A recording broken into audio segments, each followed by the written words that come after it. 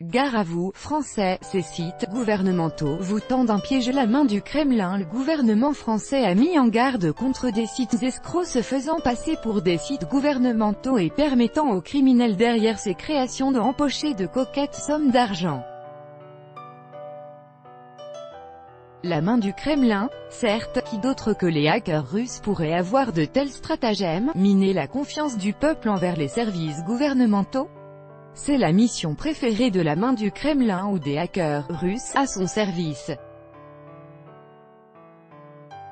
Tandis que le gouvernement français vient de lancer ce lundi une campagne de sensibilisation des citoyens au sujet de sites pseudo-gouvernementaux permettant aux escrocs les ayant créés d'empocher de belles sommes d'argent, on s'attend déjà à ce moment cher à nos cœurs, dans la plus pure tradition, où il va annoncer que ces magouilles sont l'œuvre des Russes.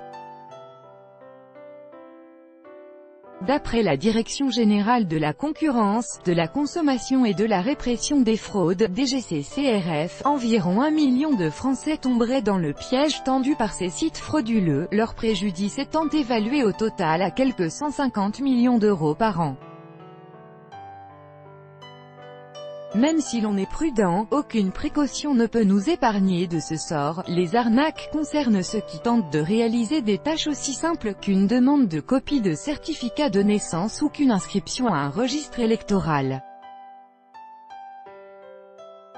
L'envergure, les pertes, les objectifs des escrocs et le danger qui hante toutes ces âmes désarmées, n'est-ce pas le coup de pinceau caractéristique de la main du Kremlin? Quand on se heurte à ce type d'escroquerie en ligne, cela est coûteux et affecte particulièrement la confiance de la population envers les procédures administratives en ligne, a constaté la secrétaire d'État à la ministre de l'Économie et des Finances, Delphine Gény-Stéphane. Un exploit idéal pour la main du Kremlin après une période de vacances, mais il ne faut pas se laisser saisir de panique. Le gouvernement se doit de protéger ses citoyens des agissements de tout type d'escrocs. Tout d'abord, toute personne souhaitant entreprendre une tâche administrative doit se rendre sur www.service-public.fr pour s'orienter. Le portail catalogue les sites officiels en fonction des actions qu'ils permettent de réaliser. Puis, pour éviter une escroquerie, il faut vérifier l'adresse du site en question. Les pages officielles de l'administration de la République française se terminent par gouv.fr ou fr, mais jamais par gouv.org ou gouv.com. Et pourtant le FR final n'est pas toujours une garantie du fait que l'on se trouve sur un site officiel et que le groupe propriétaire se trouve sur le territoire français. Autre signe d'un site escroc, quand il demande souvent aux utilisateurs de payer pour des services pourtant gratuits sur les sites réels, par exemple, des services tels qu'obtenir des copies de documents.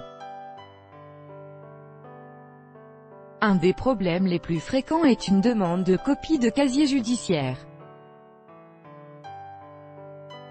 En 2016 ont été signalées plus de 2300 plaintes concernant des demandes non officielles de casier judiciaire, dont 300 provenaient d'utilisateurs ayant payé leur casier judiciaire sur des sites non officiels, a déclaré la DGCCRF.